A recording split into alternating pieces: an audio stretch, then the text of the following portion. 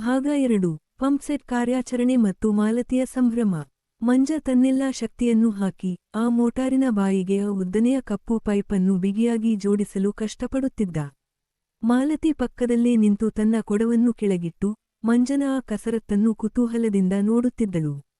ಮಂಜನ ಮೈಮೇಲಿನ ಬೆವರು ಹನಿಗಳು ಅವನ ಸ್ನಾಯುಗಳ ಮೇಲೆ ಹರಿಯುತ್ತಿದ್ದುದನ್ನು ನೋಡಿ ಮಾಲತಿಗೆ ಏನೋ ಒಂಥರ ಸಂಕೋಚ ಮತ್ತು ಆಕರ್ಷಣೆ ಒಟ್ಟಿಗೆ ಶುರುವಾಯಿತು.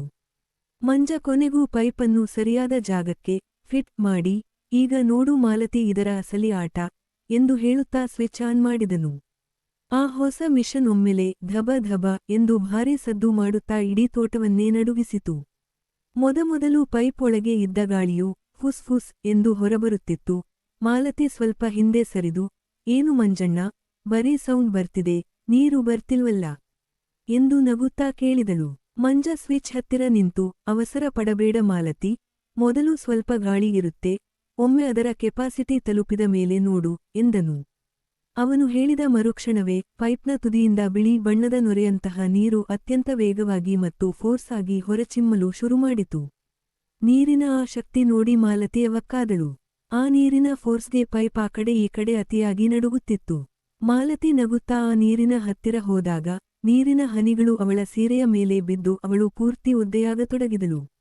ಅಬ್ಬಾ ಮಂಜಣ್ಣ, ಇಷ್ಟೊಂದು ಫೋರ್ಸ್ ಇರುತ್ತೆ ಅಂತ ನಾನು ಅಂದುಕೊಂಡೇ ಇರಲಿಲ್ಲ.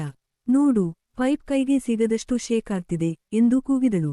ಮಂಜ ಹೆಮ್ಮೆಯಿಂದ ಬೀಗುತ್ತಾ, ನಾನು ಮೊದಲೇ ಹೇಳಲಿಲ್ವಾ, ಈ ಸಲ ತರಿಸಿರೋದು ಸಿಟಿ ಮಿಷನ್, ಒಮ್ಮೆ ಇದು ಲಯಕ್ಕೆ ಬಂತು ಅಂದ್ರೆ ತಡೆಯೋಕೆ ಯಾರ ಕೈಯಲ್ಲೂ ಆಗಲ್ಲ. ಇವತ್ತು ನಿನ್ನ ಒಣಗಿರೋ ಗದ್ದೆ ಪೂರ್ತಿ ಒದ್ದೆ ಆಗೋದ್ರಲ್ಲಿ ಸಂಶಯವೇ ಇಲ್ಲ ಎಂದನು. ನೀರಿನ ವೇಗ ಹೆಚ್ಚಾದಂತೆ ಪೈಪ್ ನಿಯಂತ್ರಣ ತಪ್ಪುತ್ತಿರುವುದನ್ನು ಕಂಡ ಮಾಲತಿ ಅದನ್ನು ತನ್ನ ಕೈಯಿಂದ ಹಿಡಿಯಲು ಹೋದಳು. ಆದರೆ ನೀರಿನ ಒತ್ತಡ ಹೆಚ್ಚಾಗಿದ್ದರಿಂದ ಅವಳ ಮೃದುವಾದ ಕೈಗಳಿಗೆ ಅದನ್ನು ಸಮತೋಲನದಲ್ಲಿ ಇಡಲು ಸಾಧ್ಯವಾಗಲಿಲ್ಲ. ಮಂಜಣ್ಣ, ಇದು ತುಂಬಾ ಅಲುಗಾಡ್ತಿದೆ, ನನ್ನೊಬ್ಬಳ ಕೈಯಲ್ಲಿ ಹಿಡಿಯೋಕೆ ಆಗ್ತಿಲ್ಲ, ನೀನೇ ಬಂದು ಸ್ವಲ್ಪ ಸಪೋರ್ಟ್ ಕೊಡು ಎಂದು ಕರೆಯದಿದ್ದರೂ ಮಂಜನ ಸಹಾಯವನ್ನು ಅಪೇಕ್ಷಿಸಿದಳು. ಮಂಜ ತಕ್ಷಣ ಅವಳ ಹಿಂದೆ ಬಂದು ನಿಂತು ಅವಳ ಕೈಗಳ ಮೇಲೆ ತನ್ನ ಗಟ್ಟಿಯಾದ ಕೈಯಿಟ್ಟು ಆ ಪೈಪನ್ನು ಜೋರಾಗಿ ಹಿಡಿದನು. ಅವಳ ಬೆನ್ನಿಗೆ ಮಂಜನ ಎದೆಯ ಬಿಸಿ ತಗುಲಿದಾಗ ಮಾಲತಿಯ ಮೈಯಲ್ಲಿ ಮಿಂಚು ಸಂಚರಿಸಿದಂತಾಯಿತು. ಇಬ್ಬರ ನಡುವಿನ ಆ ಸಾಮೀಪ್ಯ ಮತ್ತು ಆ ನೀರಿನ ಆರ್ಭಟ ತೋಟದ ಬಿಸಿಯನ್ನು ಇನ್ನಷ್ಟು ಹೆಚ್ಚಿಸಿತು. ಹೇಗಿದೆ ಮಾಲತಿ, ನನ್ನ ಹಿಡಿತ ಸರಿ ಇದೆಯಾ ಎಂದು ಮಂಜ ಅವಳ ಕಿವಿಯಲ್ಲಿ ಮೆಲ್ಲಗೆ ಕೇಳಿದನು.